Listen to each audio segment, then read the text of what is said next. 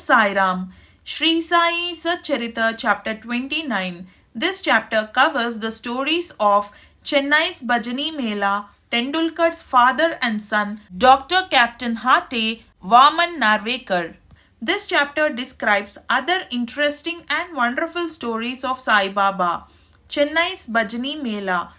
It was in the year 1916 when a Chennai's Bhajani Mela party of the Ramadasi Panth started on a pilgrimage to the holy city of Benares.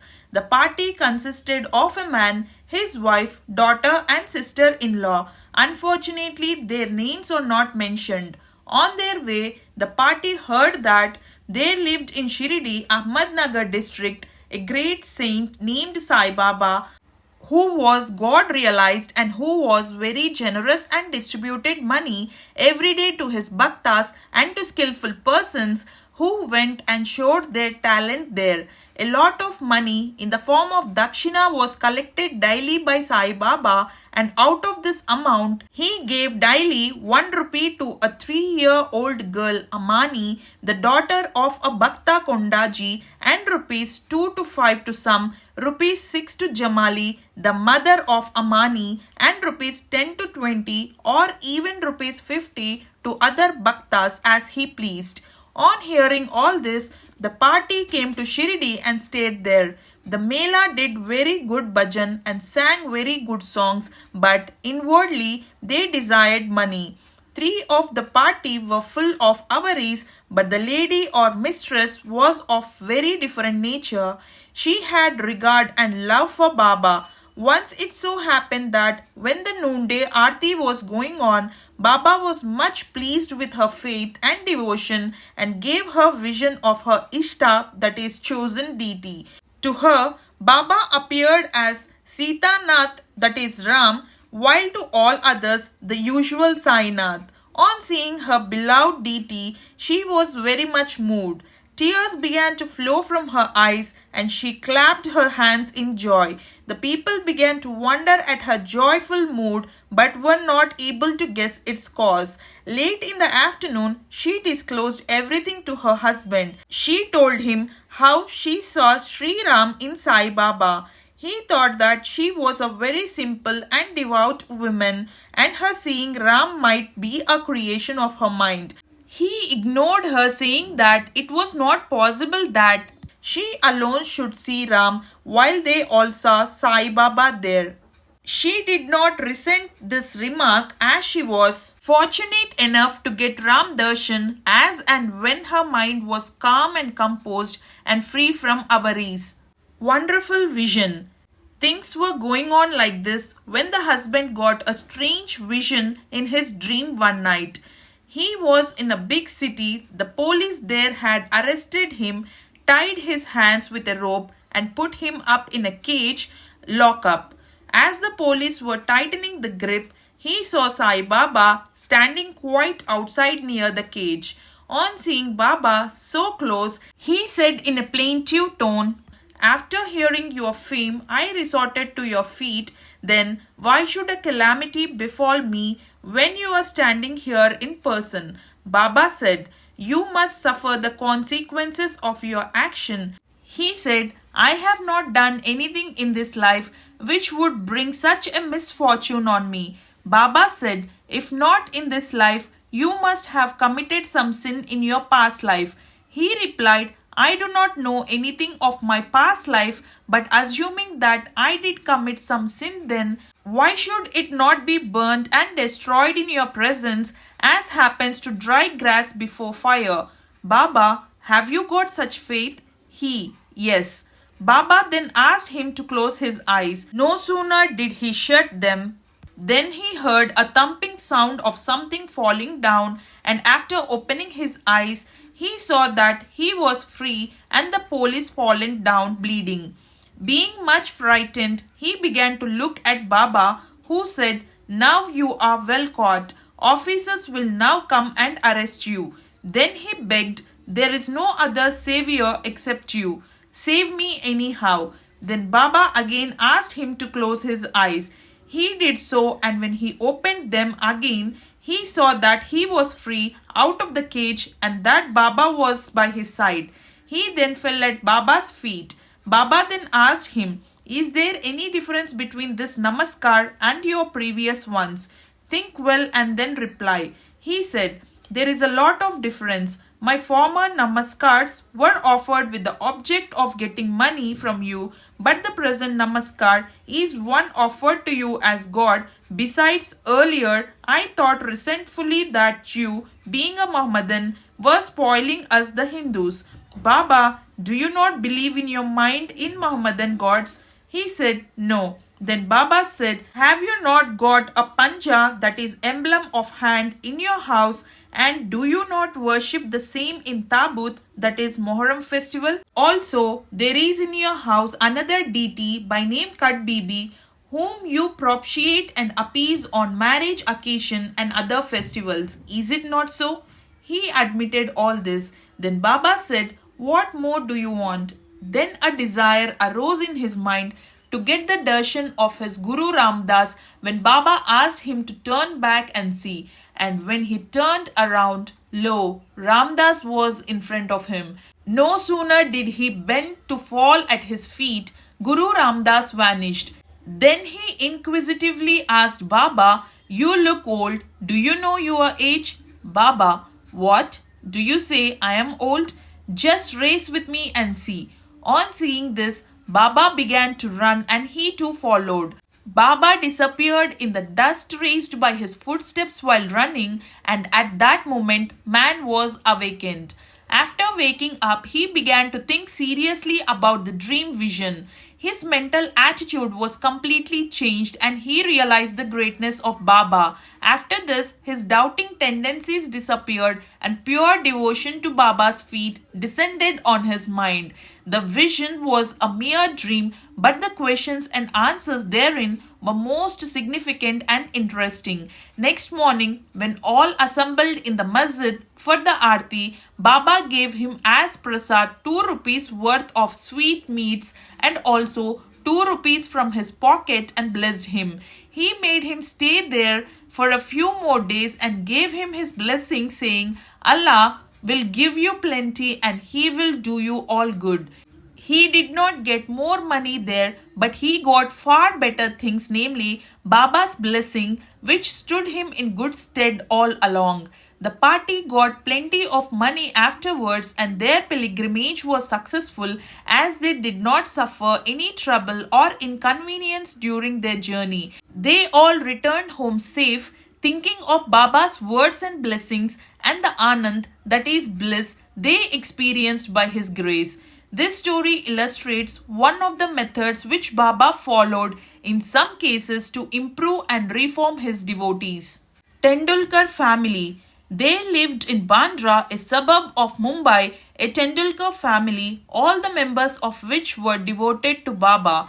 Mrs. Savitri Bai Tendulkar has published a Marathi book named Sri Sainath Bhajanmala, containing 800 abhangas and padas describing the Leelas of Baba. It is a book worth reading by those who are interested in Baba. The son, Babu Tendulkar, was studying hard day and night and wanted to appear for the medical examination. He consulted some astrologers. On examining his horoscope, they told him that the stars were not favorable that year and that he should appear for the examination next year when he would be certainly successful.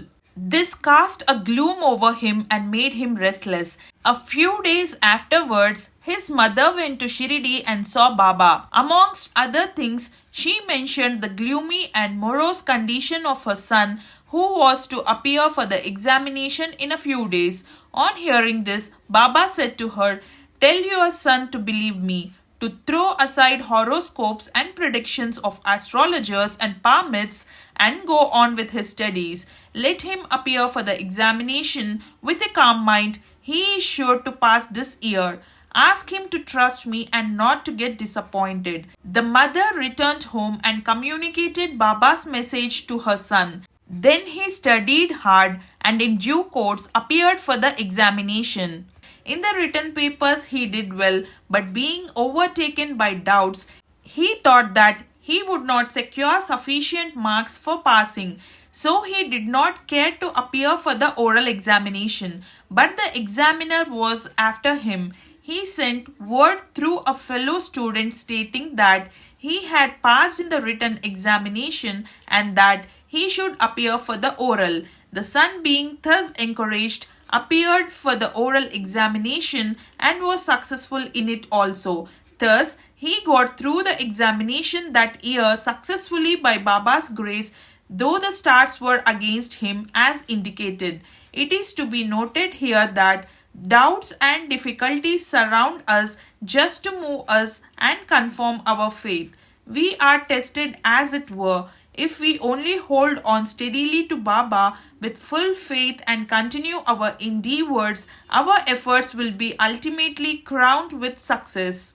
The father of this boy, Raghunath Rao, was serving in some foreign mercantile firm in Mumbai. As he grew old, he was not able to attend to his work properly, and so he had to take leave and rest. As he did not improve during the period of leave, a further extension of leave or premature retirement from service was inevitable.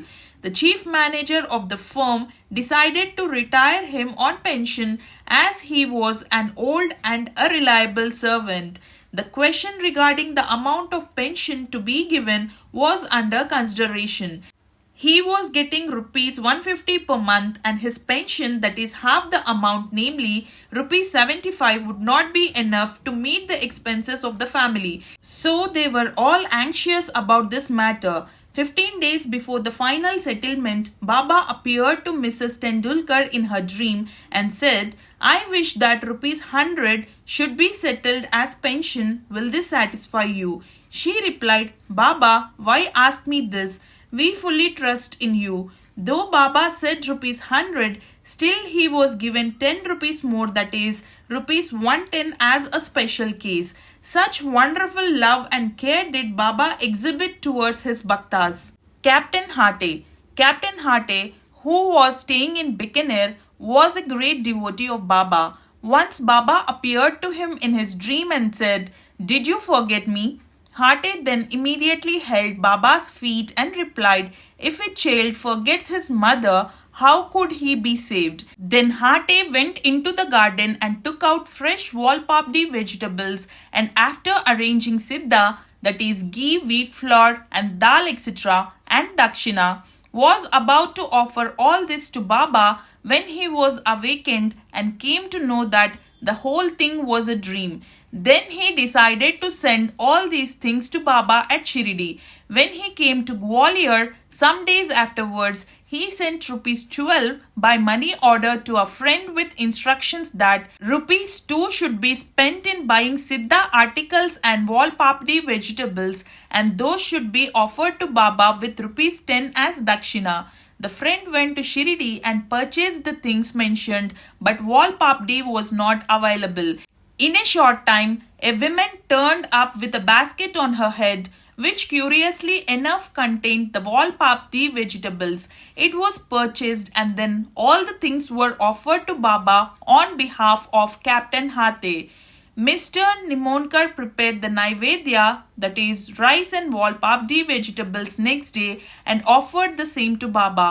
All the people were surprised to see that Baba, while dining, took and ate walpapdi and did not touch rice and other things. Hate's joy knew no bounds when he learned this from his friend. Consecrated rupee. At another time, Captain Hate wished that he should have in his house a rupee consecrated by Baba with his touch. He came across a friend who was bound for Shirdi. Through him, Hate sent his rupee. The friend went to Shirdi and after the usual salutation, gave first his dakshina, which Baba accepted. Then he gave Hate's rupee, which Baba took in his hand and began to gaze at it. He held it in front, tossed it up with his right thumb and played with it. Then he said to the friend, "Return this to its owner with the prasad of Udi. Tell him that I want nothing from him. Ask him to live in peace and contentment." The friend returned to Gwalior, handed over the consecrated rupee to Hathe and told him all that happened at Shirdi. This time, Hathe was much pleased and realized that Baba always encouraged good thoughts, and as he wished intently, Baba fulfilled the same accordingly. Vaman Narvekar. Now let the readers hear a different story. A gentleman named Vaman Narvekar loved Baba very much. He once brought a rupee. On one side, that is upwards of it, were engraved the figures of Ram, Lakshman and Sita, and on the other, that is reverse side, was engraved the figure of Maruti with folded hands. He offered it to Baba with a hope that he should consecrate it with his touch and return it to him with Udi. But Baba immediately pocketed it. Then Shama spoke to Baba regarding Vaman Rao's intention and requested him to return it. Then Baba spoke in the presence of Vaman Rao. Why should it be returned to him? We should keep it ourselves. If he gives rupees 25 for it, it will be returned. Then, for the sake of that rupee, Vaman Rao collected rupees 25 and placed them before Baba. Then Baba said, the value of that rupee far exceeds 25 rupees. Shama, take this rupee, let us have it in our store. Keep this in your shrine and worship it. No one had the courage to ask Baba why he followed this peculiar action. He only knows what is best and most suitable to each and all. Bow to Sri Sai, peace be to all.